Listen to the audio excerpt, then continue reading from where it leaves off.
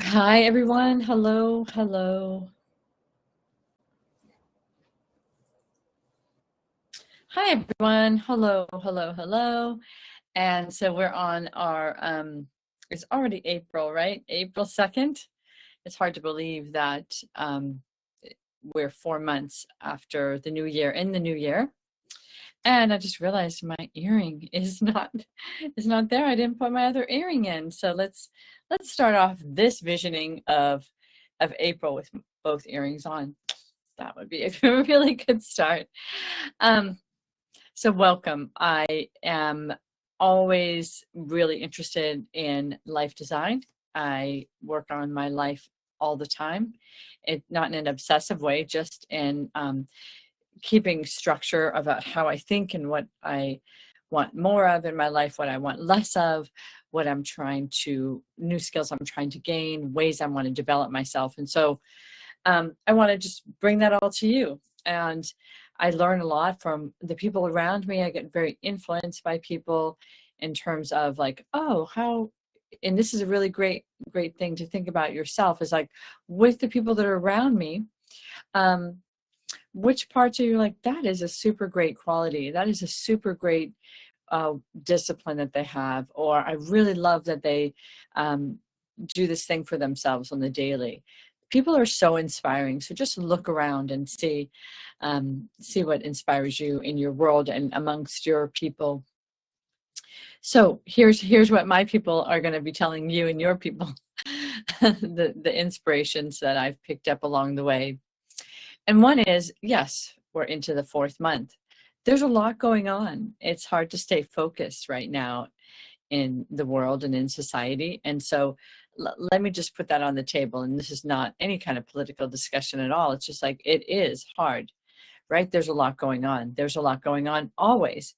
And there will always be a lot going on. There'll always be a lot going on.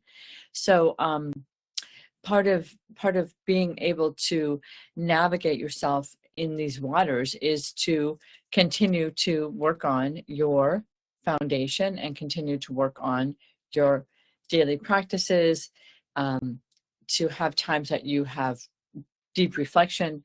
And I always think one of the number one things in visioning is having gratitude for what you have now and what's working in your life now and what brings you joy. Walking the path of joy, right? Because if we're not joyful in our lives or in what we're doing, then it doesn't really work. We might be able to do it, but it doesn't really work. So I wanted to just have you take a minute to reflect on what is this first quarter or first 3 months been like for you in 2025. How has January been going? How did that go? Was that a blur? Did you wake up a little bit in February? How did you do in March? What are some of the major things that have happened as you look back? Because sometimes it is a blur, right? We don't even get to where we want to be. And I'm just noticing that my lighting is really too much on my eyes. So I'm going to just change that out. So give me 1 sec.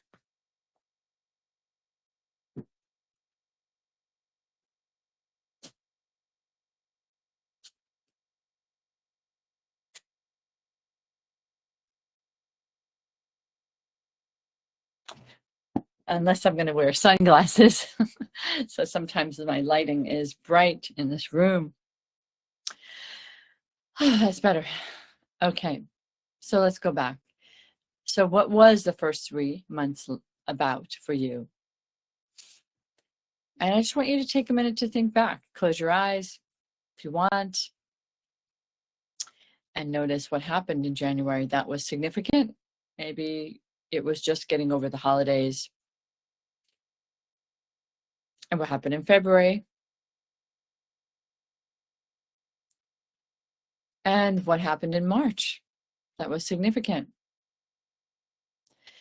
And I'm going to read you something which is just kind of an audit of how to do a monthly audit, and also to think about your intentions that you had last month. We talked a lot about that in the previous emails that I've given you, or not emails, but the previous recordings that I've done here about just how to stay focused, I decided not to go into the weekly focus. I thought that was a little bit too much. And if you're not doing that on your own and you need extra help on trying to have a marker, you can always reach out to me.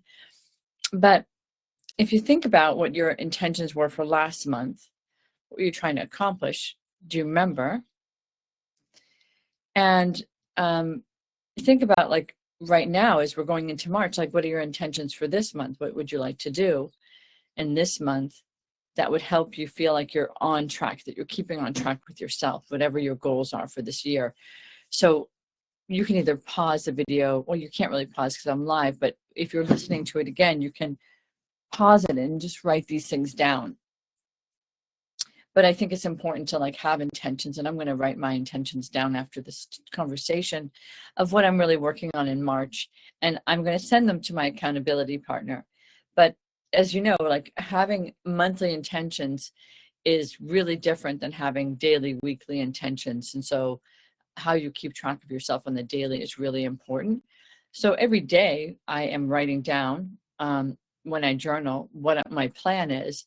And then I'm matching that up to my monthly intentions. Like, I'm trying to make sure that I'm staying on track with what I'm trying to do this month. And it could be like planning a vacation, making sure that I go to the gym 3 days a week, making sure that I write something that I'm working on, making sure that I stay meeting certain people or socializing in certain ways, or planning a trip for the summer, or whatever it might be. So I really want you to get very clear about what you're aiming for, what you're building towards, and get real clear about that. So we've got accountability partner, what I talked about before.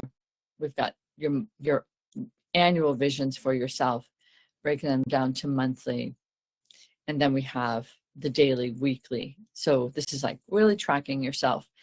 You know how it goes. Like, you can end up on a Monday saying, like, what did I do this weekend, right? Or you can end up on the Friday just saying, like, wow, I just, like, barely made it through that week. So part of this is to stay very conscious of how you're working on your life, working on yourself, setting goals for yourself, and having some accountability about all of that.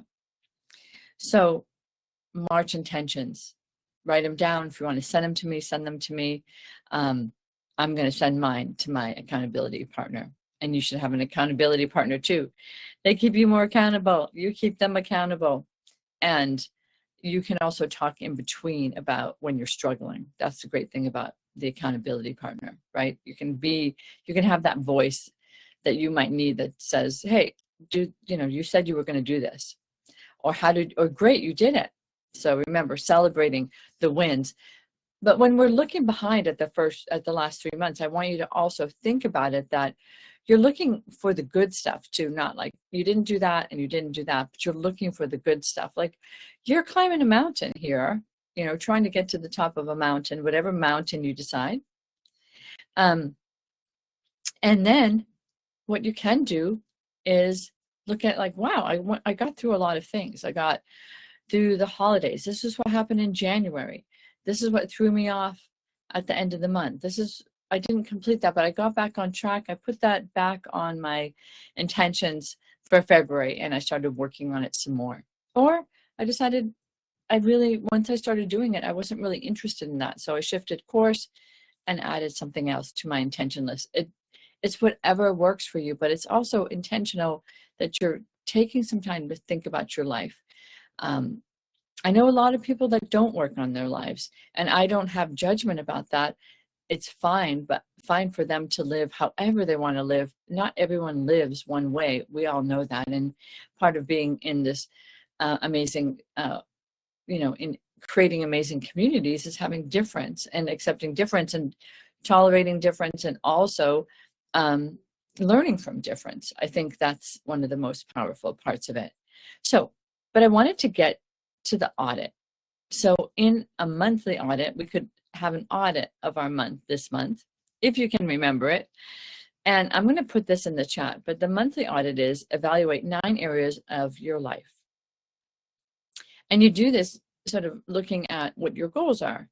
So it's your spiritual, family, legacy, health, finances, business, fun, intellectual development, and anything to do with social involvement, if that's something that you do.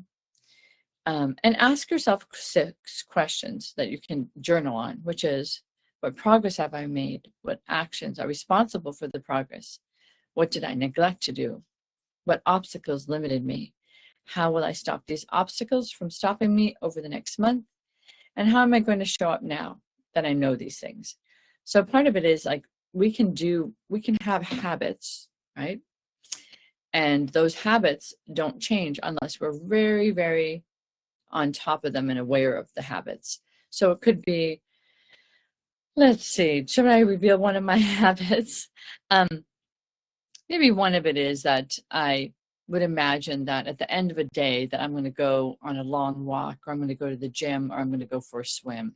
And at the end of the day, I'm exhausted. And basically all I want to do is eat something, lay on my bed, or sit on the couch, or sit on my front steps and not really do anything, not push myself.